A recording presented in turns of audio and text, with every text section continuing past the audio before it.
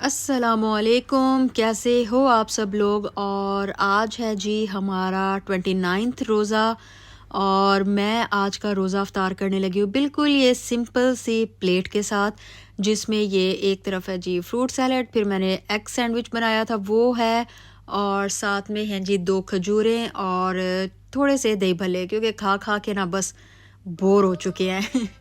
अच्छा, अभी रोज़ा अफ्तार किया ही था कि थोड़ी ही देर में पता चला कि जी रोज़े सिर्फ 29th होंगे और कल ईद है।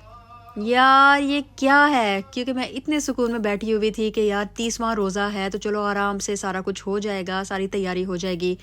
एनीवेज़ फिर मैं जल्दी जल्दी भागी और मैंने एलोवेरा जेल निकालनी थी अपने बालों पर लगाने के लिए। तो क्योंकि मेरे घर में फ्रेश प्लांट है तो इसलिए फिर एलोवेरा को एक पत्ता काटा, और उसके बाद देखो हमेशा से ना जब भी फ्रेश प्लांट से पत्ता उतारते हो उसको धो लिया करो, क्योंकि देखना उसमें से ना कुछ येलो येलो बहुत ही अजीब सी गंदी सी स्मेल वाला कुछ लिक्विड सा निकलेगा, तो उसको क्लीन करना बहुत ज़रूरी है। तो उसको वॉश करके मैंने रख दिया और तब तक मैंने कहा कि चलो अपनी कॉफ़ी पीते हैं ताकि थोड़ी सी एनर्जी आए, क्योंकि चांद रात कहने को तो चांद रात है लेकिन उसमें इतना काम ख़वातीन को करना पड़ता है, इतना काम करना पड़ता है कि जो मेल्स हैं वो नहीं समझ सकते, सीधी बात है। और जो ख़वातीन हैं वो समझ सकती हैं कि पूरे रमज़ान इंसान इतना नहीं थकता जितना चांद रात पे थक जाता है, क्योंकि उस दिन हमें सारा कुछ, और फिर एकदम से जब इस तरह की ईद हो जाए कि जी आपको पता हो कि 30 रोज़े होंगे और एकदम से कहा जाए कि जी आज चांद रात है और कल ईद है, तो फिर तो आप समझें कि बहुत ही ज़्यादा काम करना पड़ता है, क्योंकि बंदा मेंटली प्रिपेयर नहीं होता। एनीवेज़ मैंने अपने बालों पर जो है एक मास्क लगाना है, जिसके लिए मैंने थोड़ा सा सिरका डाला है और फिर थोड़ा सा मस्टर्ड ऑयल डाला है, और उसके बाद अब मैं इसमें एलोवेरा का जो लीफ है उसकी जेल निकालूंगी, फ्रेश जेल, और उसको डालूंगी। अच्छा, ये जो मास्क है ना ये इतना ज़बरदस्त है, इतना ज़बरदस्त है आपके बालों के लिए। और जो मैंने सिरका इसमें डाला था, वाइट सिरका, वो वही है जो आप सूप वगैरह में डालते हैं। उसका ये फ़ायदा है कि अगर आपको डैंड्रफ का प्रॉब्लम हो तो उसके लिए ये बहुत ही अच्छा है। तो मेरे सर में आजकल थोड़ी सी डैंड्रफ हो रही थी, तो इसलिए मैं 2 चीज़ें डालती हूँ, या तो मैं लेमन जूस डाल लेती हूँ या मैं सिरका डालती हूँ। तो अब मैं इस तरह से आप देख सकते हैं कि किस तरह से जो है मैं फ्रेश लीफ से किस तरह से जेल निकालती हूँ। तो ये जो जेल हम निकालते हैं इसी तरीके से अगर फेस पर भी लगाना हो ना एलोवेरा को आपने, तो आप इसी तरह से इस जेल को निकाल सकते हैं। तो अब इन चीज़ों को अच्छी तरह से मिक्सी कर लेंगे, और मिक्स करने के बाद क्योंकि जितना अच्छा आपने मिक्स किया होगा उतना ही अच्छे तरीके से आपके बालों पर लग जाएगा, वरना जाहिर है कि एलोवेरा जो है वो लिक्विड है, मस्टर्ड ऑयल है, और सरसों जो है वो भी लिक्विड है, तो ये चीज़ें यकजान नहीं होती। तो इसलिए इनको अच्छी तरह से मिक्स करना बहुत ज़रूरी है। उसके बाद ताकि ये आपके सर में अच्छी तरह से पेनिट्रेट हो सके जो भी आप मास्क लगाओगे, तो उसके लिए बेहतर है कि आप इसको थोड़ा सा वार्म कर लो। और ये क्योंकि मैंने एक हाथ से कैमरा पकड़ा हुआ है तो इसलिए थोड़ा टेढ़ा मेढ़ा ही एंगल आ रहा है। तो वार्म करने के लिए आपने सिर्फ 10 सेकंड के लिए माइक्रोवेव करना है, और अगर आपके घर में माइक्रोवेव नहीं है तो आप डबल बॉयलर मेथड से, यानी कि नीचे गर्म पानी रख के ऊपर एक ऐसा बोल रख सकते हैं जिसमें ये सब हो और उसमें पानी ना जाए, ठीक है। तो 10 सेकंड के बाद इस तरह से ये हो जाएगा, और इसको फिर हम बालों पर लगा लेंगे। मैंने बालों पर अच्छी तरह से लगाने के बाद, मेरे पास शावर कैप नहीं थी तो घर में ये शापर था, शापर, तो मैंने सर पे शापर चढ़ा लिया है। और अब इसको तकरीबन 1 से 2 घंटे के लिए मैं बालों में लगा रहने दूंगी, और तब तक हम कर लेते हैं जी बाकी काम, क्योंकि कल ईद है तो इसलिए घर साफ़ सुथरा होना ज़रूरी है। वैसे तो घर जो है मेरा साफ़ सुथरा ही होता है, लेकिन कभी कभार ये होता है कि जब कोई ओकेजन आ जाए तो फिर आपने स्पेशल सफाइयाँ भी करनी होती हैं। तो ये लो जी, ये जो है मैंने सबसे पहला काम जो किया वो था कि बेड सेट करना, जिसके लिए बेडशीट वगैरह को चेंज किया है, किल्ट कवर चेंज किया है।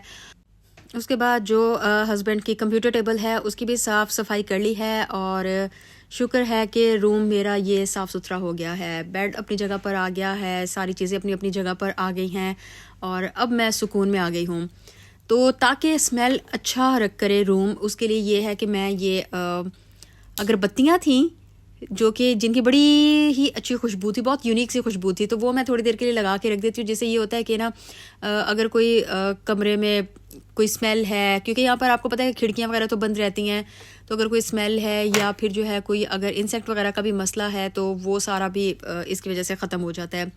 तो वैसे भी घर अच्छा खुशबू करता हुआ किसको बुरा लगता है।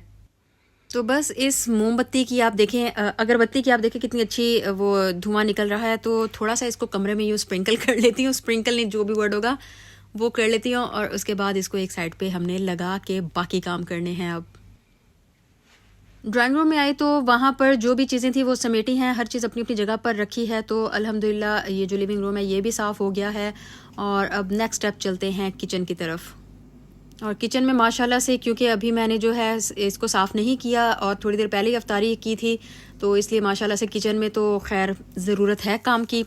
लेकिन साथ में पहले मैं क्या कर लेती हूँ कि मैं शीर खुरमा तैयार कर लेती हूँ, क्योंकि शीर खुरमा भी ठंडा ठंडा ही, यानी हम लोग ठंडा खाते हैं, बाकी लोग गर्म खाते हैं तो मुझे नहीं पता। तो इसलिए मैंने फिर इस तरह से सवैयों में इलायची और थोड़ा सा मक्खन डाल के इनको ब्राउन कर लेना है। फिर इसी में थोड़ा सा दूध डाल के इसको ज़रा इसके जो बबल्स हैं उसको ख़त्म कर लेंगे, और उसके बाद फिर अपने हिसाब से जितना दूध चाहिए वो डालेंगे। और चलो जी, अब इसको पकने के लिए छोड़ देंगे। खुशबू के लिए इसमें इलायची पाउडर डाल दिया है और अब इसको हम पका लेंगे।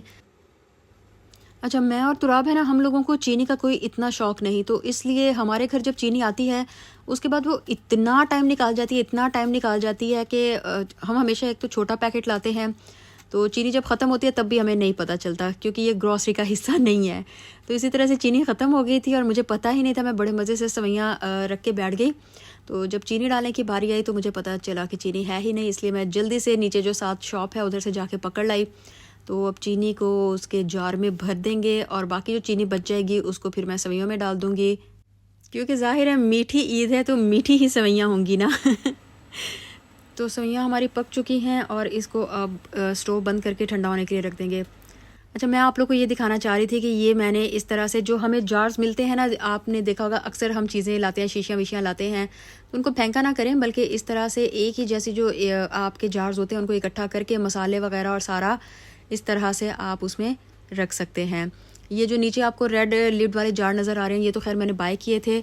और ये देखें, मसाले जो है ना वो अक्सर बिखरे पड़े होते हैं, तो इस तरह अगर आप कोई शॉपिंग करते हो और आपको कोई बॉक्स मिलता है ना, तो उसमें फिर आप इस तरह से मसाले रख लिया करो। मैं बहुत तंग थी और मुझे समझ नहीं आती थी, क्योंकि मसाले बिखरे पड़े होते थे, बहुत जगह लेते थे। तो एकदम से मेरे जहन में आइडिया आया कि यार ये बॉक्स में इस तरह से रखें ना, तो देखे 2-3 और रखने की भी जगह, वो मैंने बिरयानी मसाला और पुलाव मसाला लाना है।